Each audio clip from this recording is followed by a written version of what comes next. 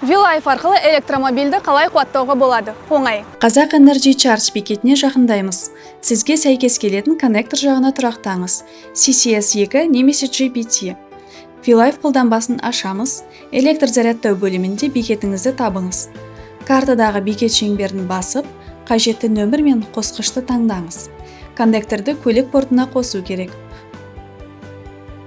Қуаттау түрін таңдаңыз.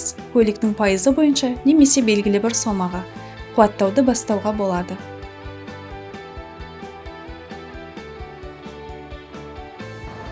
Естеріңізге сала кетейік, Вилайфпен төлеген кезде сіздерге ұпайлар түседі. Сол ұпайларды келесі қуаттағанда пайдалануға болады. Банк картасын тіркеп, онлайн төлемдерді қосыңыз.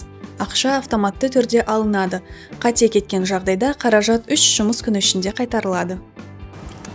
Болды, көлігіміз қуатталып жатыр. Енді асықпай отырып кофе ішуге де болады.